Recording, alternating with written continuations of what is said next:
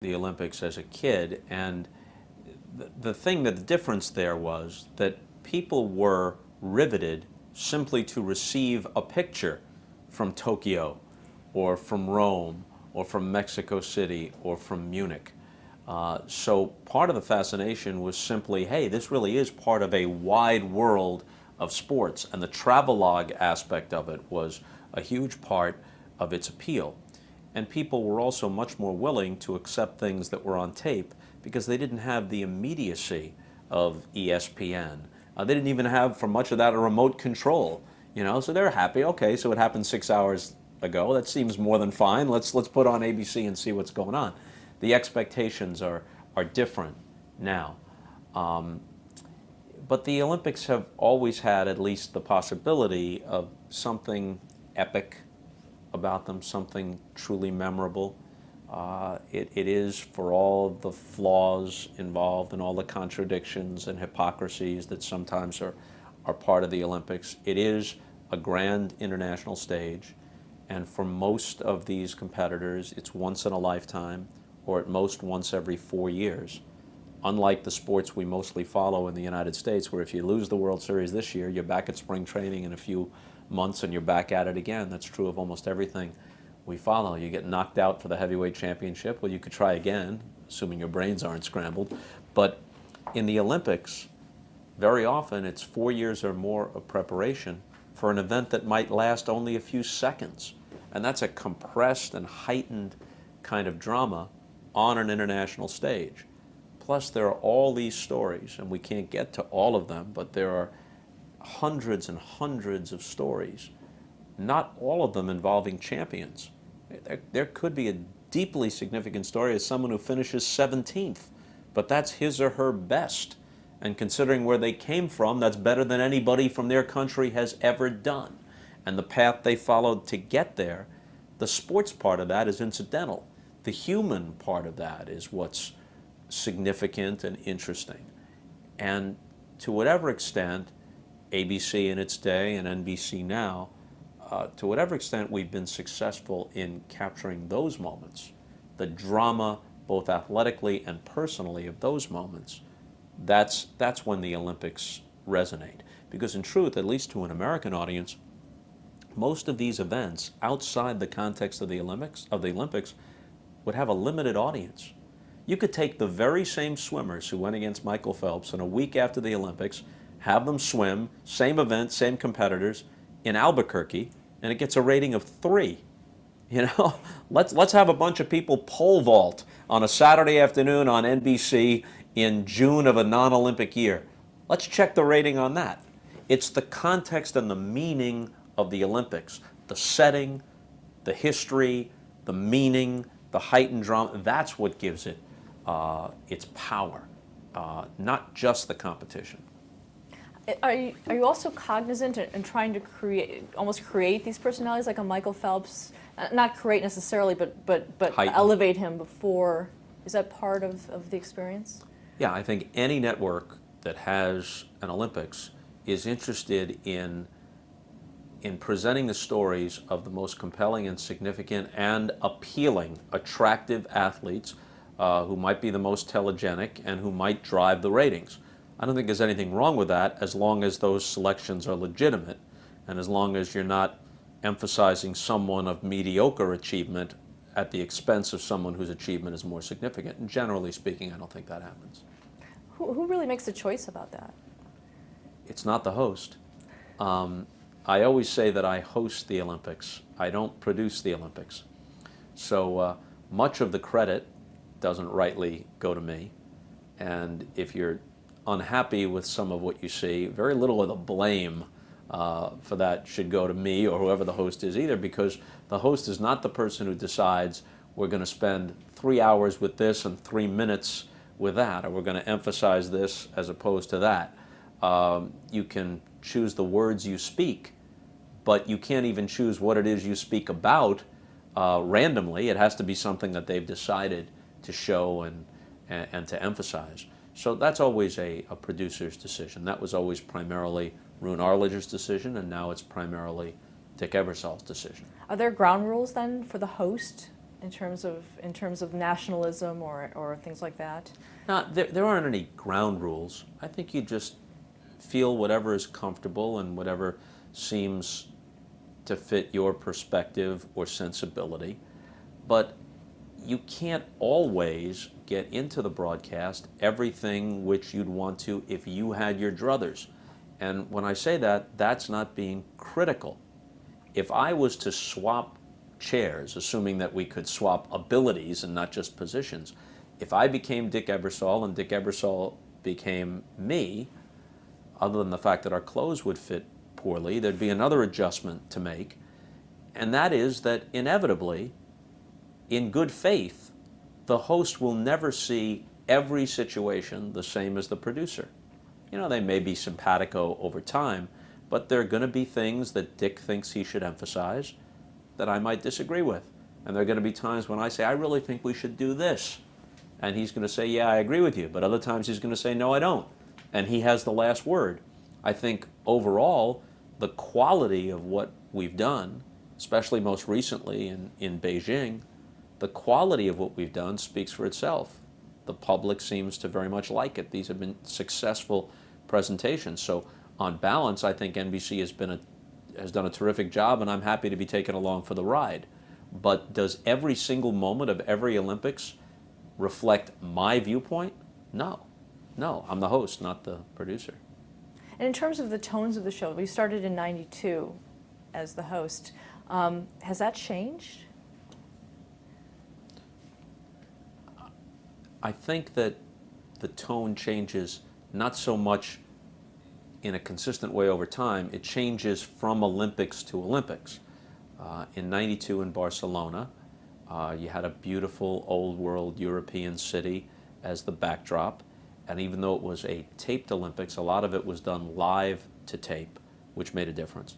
In '96, you're in Atlanta. It's a live Olympics on American soil, and there was a heightened sense of Americanism that surrounded those games.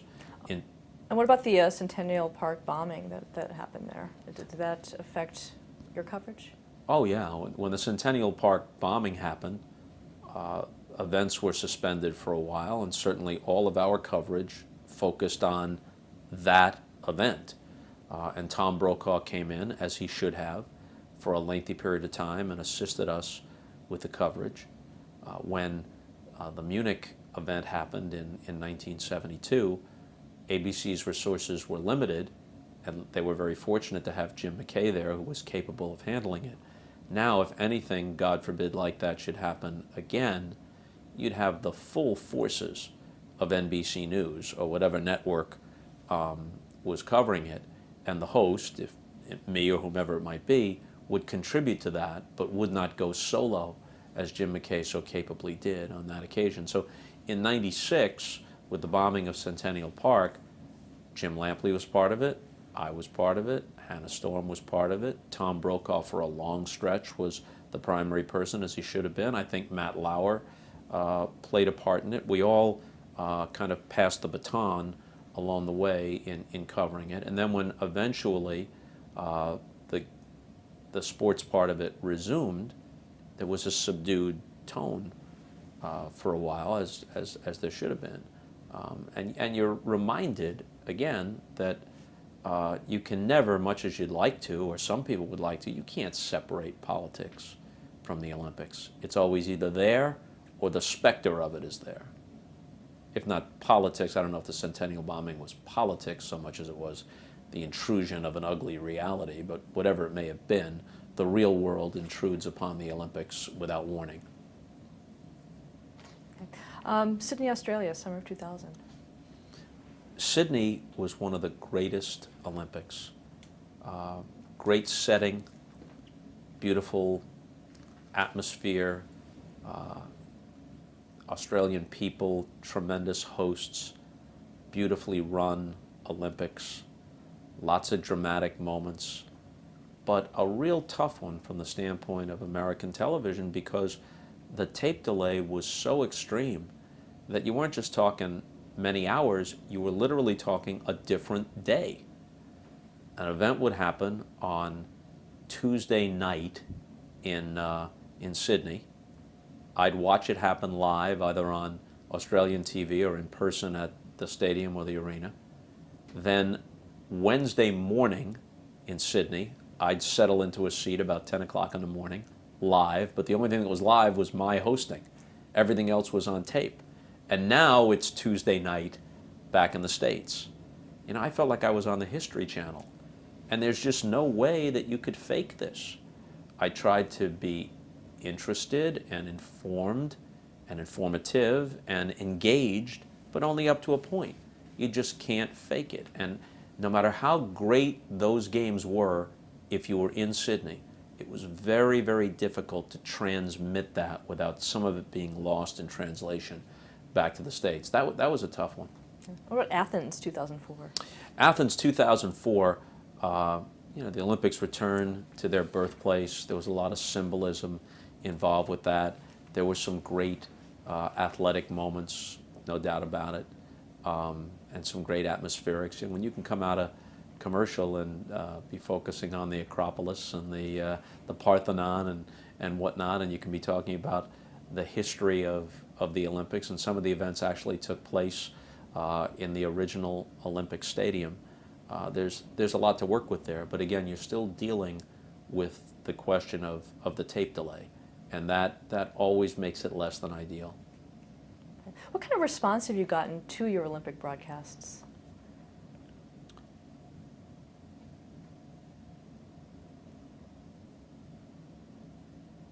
It's very heartening when people associate you with something that they enjoy and that they remember. And so I get a lot of very positive response. Especially, it varies from Olympics to Olympics. You can tell which Olympics really connected with people, like the 2008 Beijing Games did that. And so for a long time afterwards, people, strangers, stop you and comment about it and want to tell you which events and which moments they enjoyed the most. It's also inevitable, though, that with something like the Olympics that's so broad, and people come to it with so many different perspectives and expectations, that even if you did a perfect job by your own lights, if you and the network did somehow, and it's impossible to do, a perfect job by your own intentions, that wouldn't be perfect for everyone in the audience. Some people view the opening ceremony as high mass. Other people look at it and say, this reminds me of, at least in parts, of Cirque du Soleil, and I wish that Jon Stewart was doing the commentary and kind of being cynical about it. And I can see both of those things, but if I try to split the difference as I do between them, you're not going to please everybody in doing that.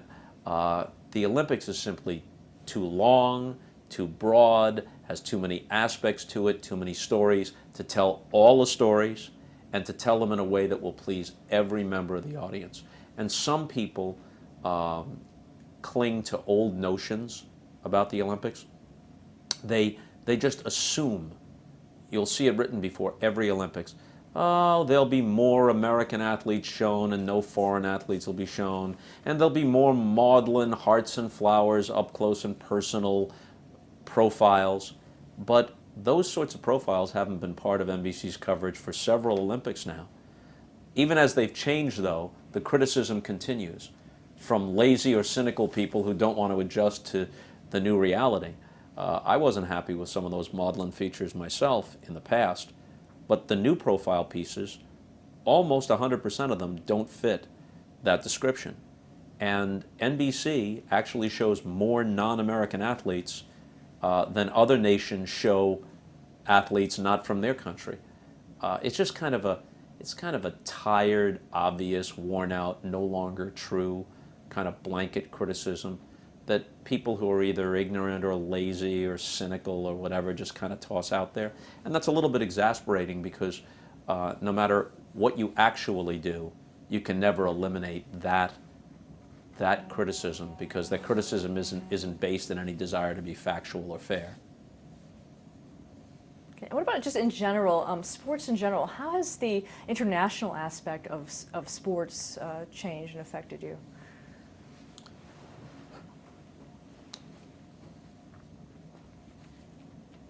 Well, the dynamics of international sports have changed. Before I became involved with the Olympics as a broadcaster, you had the Soviet Union and several of the Eastern European nations that had state-controlled sports systems that turned out, in effect, professional athletes geared toward Olympic-type events, in some cases aided by systematic use of performance-enhancing drugs. Now that doesn't exist as much anymore. You have the rise of a Chinese sports system now. I'm not making any accusation about performance-enhancing drugs, but certainly it's a very sophisticated, state-supported sports machine, again geared toward winning Olympic medals. The approach in the United States is somewhat different.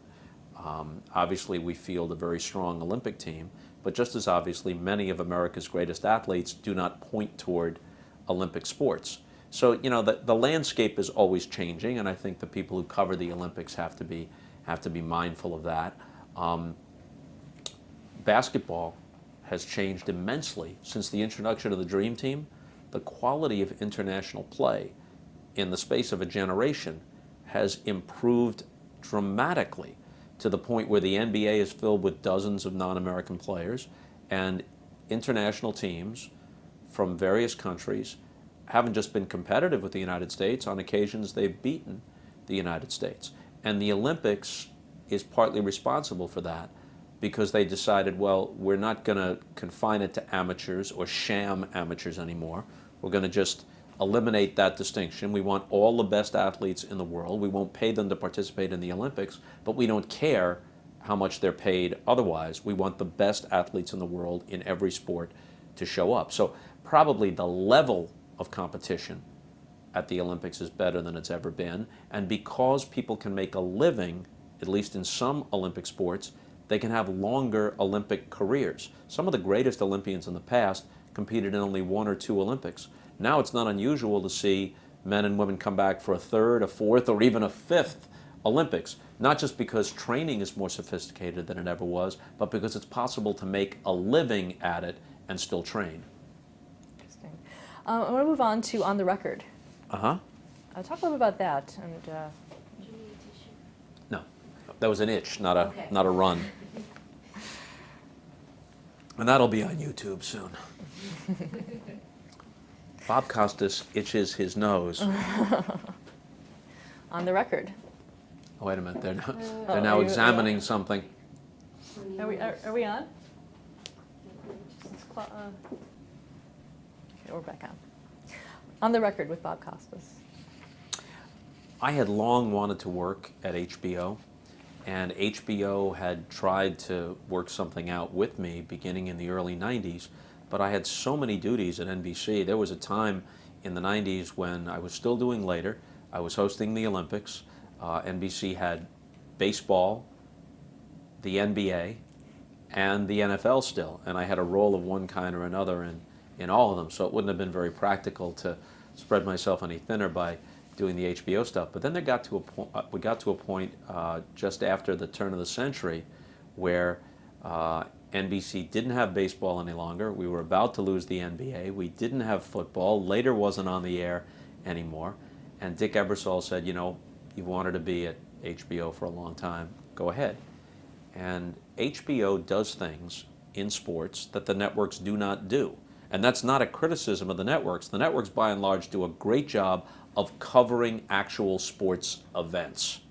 What HBO does a superior job of is their sports documentaries, Real Sports with Bryant Gumbel, I hope On the Record with Bob Costas, and now Costas Now, where these programs are entertaining and interesting, but they also have at least elements of journalism and commentary, and they aim at a little more of a thoughtful approach. Again, not an egghead approach, but a thoughtful approach, and people seem to appreciate that as a niche in sports. It isn't offered as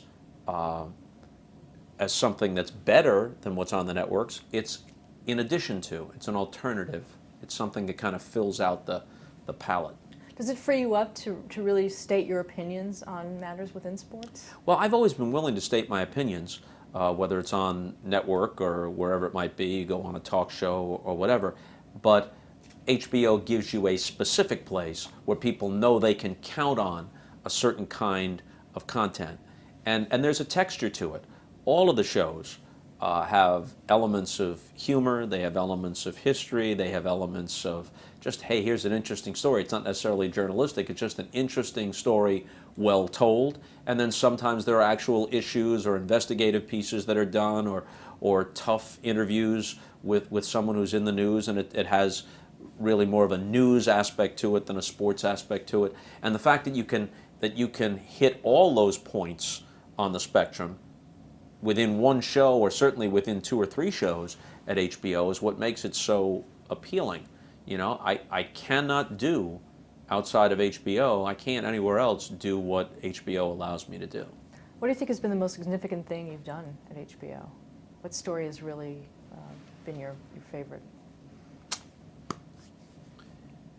I don't know if it's exactly a story, but we did a show recently where Hank Aaron and Willie Mays sat with me for the entire show in front of a live audience. And Hank and Willie, amazingly, had never done an extended interview, the two of them together, through all the years. And I don't think people had seen them that expansive and as comfortable and as anecdotal. And I really think that in some sense, they actually, if not repaired or reconciled, they changed their own relationship in some way during the course of that hour. They kind of, you know, 2 men now in their 70s, 2 men who belong on a baseball Mount Rushmore, if there was one, I think left that night with a closer bond than when they walked in the room. And I think that everyone watching in some sense knew that. Did you have any expectations before the show? You know, my expectation was, hey, Hank Aaron, Willie Mays, how about that? And now they're going to tell stories about their careers, and maybe I'll ask them about some of the controversies, and this can't help but be good. I didn't know it was going to be great, and it was great because of them, because of the way they responded to each other. And in a situation like that, you just have to be smart enough, which is to say anyone with half a brain would be smart enough to say, wait a minute, these guys are rolling, I'll just get out of the way, and then very occasionally I'll just toss something out there and they'll run with it again. Another thing that you've been working on is Larry King Live. Yeah, I don't do it anymore. I filled in for Larry, I don't know, a dozen times in, I think, 2005. And then NBC got Sunday Night Football.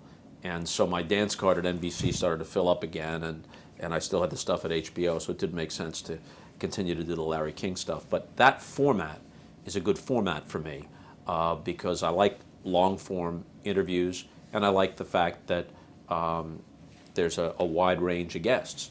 Some of them lighthearted entertainment figures, then you have political shows, and there's no limit to the range of it. So that's something to which I think I'm reasonably well suited. But I just did it for the 1 year. Okay. And you mentioned football, NBC football. Is that something you really kind of glommed onto baseball as, I guess, your sport? Yeah. Is it different for football for you? Different experience?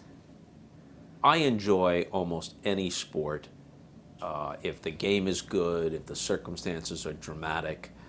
So if the Super Bowl is good, or a playoff game is good, or the Final Four is good, I'm right there.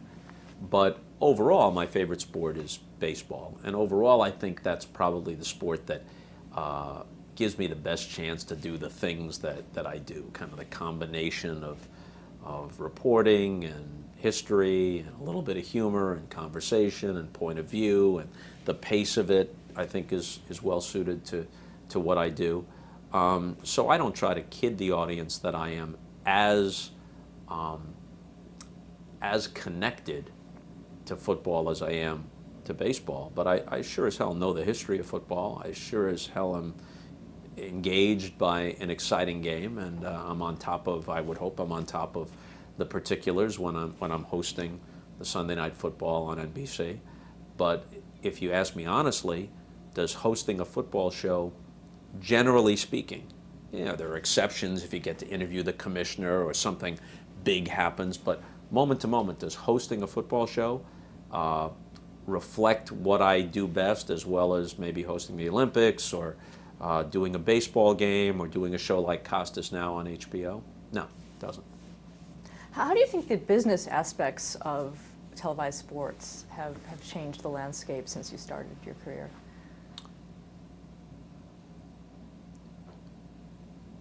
Everything seems to be sponsored, labeled, branded. You don't just pause for a commercial. Half the broadcast is a commercial.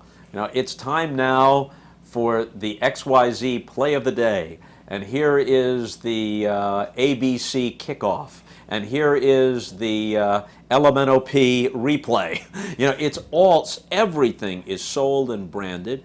You know, the rights fees are significant to put these games on. The production costs are significant. The economic realities are kind of stifling. People sit there with the remote, and so they may not watch all the commercials. And one of the best ways to give sponsors value is to put the commercial within the programming itself, or at least adjacent to the programming. So you can't watch a baseball game now and try and determine whether it was a curve or a slider without also being informed that some portion of the audience might need some Viagra. It's the way of the world. Here comes the high, hard one. Swing and a miss. Now, in terms of you know, you mentioned that you have an anecdotal style, and a lot of the, you know, up and comers are more satirical and have a kind of a lighter bent to it. How do you think that affects the actual sport itself, the actual telling of the story of the sport? You know, for years and years when I broke in, I thought that my first name was irreverent. I was the irreverent Bob Costas. And then, all of a sudden, I became the venerable Bob Costas. I think people like easy labels and easy, almost caricatures and categories they can toss people into. I think if people watch what I do, they see that there's a lot of lightheartedness in it. There's some goofiness and irreverence there, and I hope it all fits within a style that has some texture to it. There are some people whose entire thing is satirical, or his entire thing is to cop some kind of an attitude.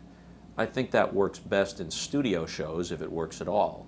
It's pretty tough to take if it's there for an entire game. Because while people may have their favorite announcers, and their favorite announcers may enhance their understanding or enjoyment of a game, they do tune in primarily to see the game. And if your style or your approach suffocates or distracts from the game, then I don't think you're doing yourself or the audience a favor. What advice would you give to someone starting out in sports today? I would tell a young person to get as well-rounded an education as they possibly can, even as they're concentrating on their ambition to be in sports. The more interesting you are as a person, the more interesting your broadcasts will be. I think it's important that the audience have some sense that this game is not the be-all and end-all of your life. They want to believe that you're interested in it, that you can get caught up in it, and that you can get excited about it. But at least from where I sit, it would be depressing to believe that the person didn't have other interests or wouldn't have something else in their frame of reference that they could bring in where appropriate. And I would also encourage people to work at their craft and to not confine the early jobs that they would take to something that directly connects to their ultimate ambition. When someone says, I want to be a sports anchor in a top 10 market, and therefore I will not go to Amarillo to be the weekend news reporter, that's a mistake. If you get a chance to do that job in Amarillo, go do it. Go learn your craft. Go build your resume. Go get into contact with people who may be able to help you in one way or another. Learning to be a broadcaster is the most important thing. I think a lot of people are pursuing the job or the position, but they're not really pursuing mastery of their craft. I mean, you can get the job, maybe, but you got to be able to do it once you get it, you know. And I think that the main thing should be to try to get better. How important are the new media platforms to the field? New media platforms are very important. NBC was all over the place at the recent Olympics, NBCOlympics.com, plus CNBC, MSNBC, Telemundo, Bravo, so that even the sports that don't have the broad audience appeal, so they're not seen that often in prime time, if you wanted them, there was always a niche place to find them. But having said that, 91% of the people who watch the Olympics, and we're talking about millions and millions of people, 91% of it still got it from standard broadcast television. So even as we talk about a communications revolution, and there's no doubt that it's coming, and some of it has already happened, the established forms are still the primary way in which people receive information. Like, people talk about the decline of the classic evening news broadcast.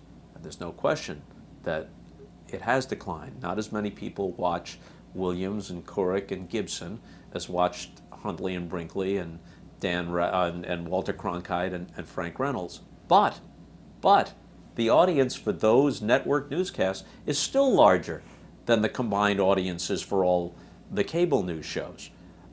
So you can't lose sight of that. I think what the established mediums need to do, whether it's broadcasters or print, the way you respond to the digital revolution isn't to pander to the least worthy aspects of it. It's to put superior material online. I'm not very encouraged when I see major newspapers with reputations to uphold just pander to, you know, commenter number 15 who winds up at the bottom of somebody's column. The way to head into the web world, I think, is to put better material out there than is generally found. I'm not so sure that always happens. And what are your current projects right now? What are my current projects right now?